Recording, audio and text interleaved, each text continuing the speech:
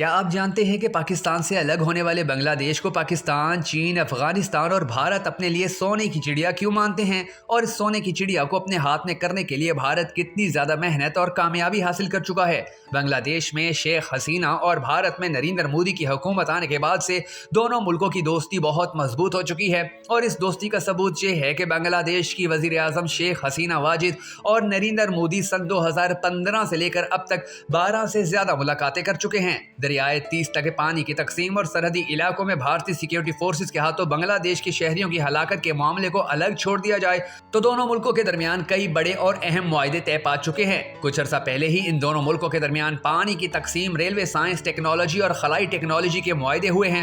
بنگلہ دیش میں بھارت کی مدد سے چلنے والے صرف ایک منصوبے سے بنگلہ دیش کو 1320 میگا واٹ بجلی حاصل ہو رہی ہے۔ بنگلہ دیش اب دنیا کے پسماندہ ترین ممالک کی فہرست سے نکل چکا ہے۔ پچھلے کچھ سالوں کے دوران بنگلہ دیش نے مینوفیکچرنگ اور زرعی برآمدات کے ساتھ ساتھ صحت، خواتین کی ترقی اور تعلیم کے شعبوں میں بھی بہت ترقی کی ہے۔ یہ ملک کچھ ہی سالوں میں ایشیا میں تیزی سے ترقی کرنے والی معیشتوں میں سے ایک بن گیا ہے، لیکن اس ترقی کے باوجود اپنے باقی مسائل سے لڑنے کے لیے کچھ ہی عرصہ پہلے بنگلہ دیش نے IMF سے $400 ارب کا قرض بھی مانگا تھا۔ ظاہر ہے کہ ایسے وقت میں بنگلہ دیش کو انڈیا کی مدد کی بھی بہت سخت ضرورت ہے، اور انڈیا کے لیے بھی بنگلہ دیش کی ضرورت پہلے سے بڑھ گئی ہے۔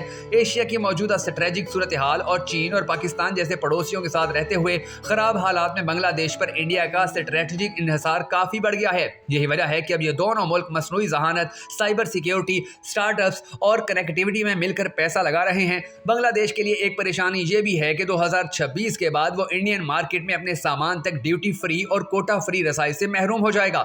ظاہر ہے کہ بنگلہ دیش چاہے گا کہ انڈیا اس کی تلافی کے لیے اسے اضافی سہولیات دے۔ اس وقت بھی انڈیا کو بنگلہ دیشی برآمدات پر بہت زیادہ رعایتیں ملی ہوئی ہیں، اس لیے انڈین بازار میں بنگلہ دیشی پروڈکٹس بڑھ رہی ہیں۔ دراصل بنگلہ دیش کی برآمدات کو مضبوط بنانا انڈیا کے مفاد میں ہے، کیونکہ وہ اپنا زیادہ تر خام مال انڈیا سے درآمد کرتا ہے۔ ورلڈ بینک کے ورکنگ پیپر کے مطابق بھارت اور بنگلہ دیش کے درمیان ہونے والے ایک آزاد تجارتی معاہدے کے ذریعے بنگلہ دیش کی برآمدات میں 182% اضافہ ہوگا۔ اگر انڈیا بنگلہ دیش کو کچھ اضافی تجارتی سہولیات فراہم کرتا ہے اور لین دین کے اخراجات کو کم کرتا ہے تو یہ برآمدات 300% تک بڑھ سکتی ہیں۔ اس سے انڈیا کے خام مال کی صنعت سے لے کر مینوفیکچرنگ اور سروس دونوں شعبوں کو فائدہ ہوگا۔ اس کی وجہ یہ ہے کہ بنگلہ دیش کی بڑھتی ہوئی ضروریات انڈیا کو مارکیٹ فراہم کریں گی، جبکہ بنگلہ دیش انڈیا کا چھٹا سب سے بڑا بزنس پارٹنر بھی ہے۔ سن 2009 میں ان دونوں ملکوں کے درمیان $2.4 ارب کی تجارت ہوئی، لیکن 2020-21 میں یہ تجارت بڑھ کر $10.8 ارب تک پہنچ گئی۔ نریندر مودی نے شیخ حسینہ سے ایک ملاقات کے بعد کہا کہ بنگلہ دیش انڈیا کے سب سے بڑے بزنس پارٹنر میں سے ایک ہے۔ انڈیا اب بنگلہ دیش کے ساتھ IT، خلائی اور جوہری شعبوں میں بھی معاہدے کر رہا ہے۔ انڈیا میں بنگلہ دیشی لباس کی بہت مانگ ہے۔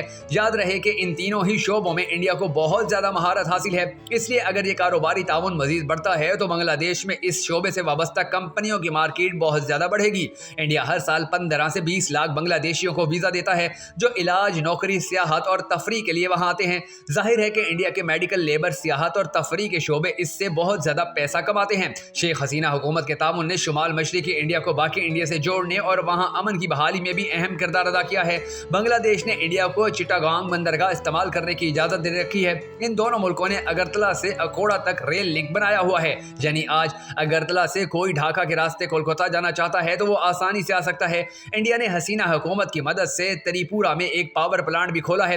اس طرح انڈیا اور بنگلہ دیش کی شمال مشرقی ریاستوں کے درمیان رابطے میں مسلسل اضافہ ہو رہا ہے۔ دوسری طرف حسینہ حکومت نے بنگلہ دیش کے کیمپوں سے شمال مشرقی انڈیا میں علیحدگی پسند تحریک کی حمایت کو کچلنے میں بھی اہم کردار ادا کیا ہے۔ کچھ عرصہ پہلے ہی آسام کے وزیر اعلیٰ ہمانتا بسما شرما نے کہا تھا کہ بنگلہ دیش کی وجہ سے ان کی ریاست کے لوگ آج سکون سے سو سکتے ہیں۔ در حقیقت بنگلہ دیش نے شمال مشرق میں امن اور خوشحالی لانے میں انڈیا کے لیے اہم کردار ادا کیا ہے۔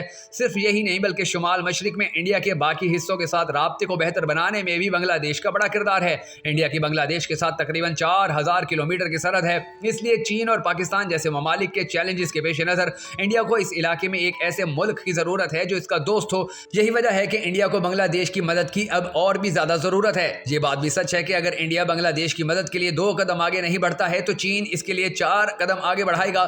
بنگلہ دیش نے پدما ندی پر حال ہی میں بنایا گیا پل بھلے ہی اپنے پیسوں سے بنایا ہو، لیکن اس کی تعمیر میں چینی کمپنیوں کی مدد لی گئی تھی۔ اب صورتحال یہ ہے کہ ڈھاکہ کے ارد گرد چینی مزدوروں کی بستیاں آباد ہو چکی ہیں۔ بہت سے چینی شادی کے بعد وہاں اپنے گھر بھی بسا چکے ہیں۔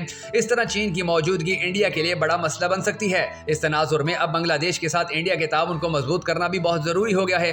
बांग्लादेश तजारत बढ़ाने के लिए इंडिया पर बहुत जोर दे रहा है। 25 अशिया को छोड़कर इंडिया ने तकरीबन सब बरामदात को बहुत ज्यादा छूट दे रखी है।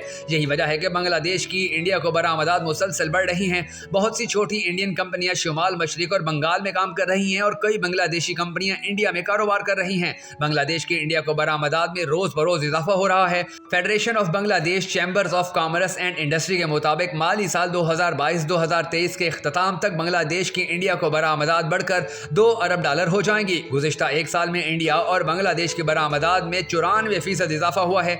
दूसरी तरफ सिलीगुड़ी के जरिए शुमाल मशरिक के राब्ते की वजह से बांग्लादेश पर भारत का स्ट्रेटजिक इन्हिसार बहुत ज्यादा बढ़ गया है। डोकलाम में चीनी सरगर्मियों की वजह से भी भारत को बांग्लादेश की बहुत ज्यादा जरूरत है।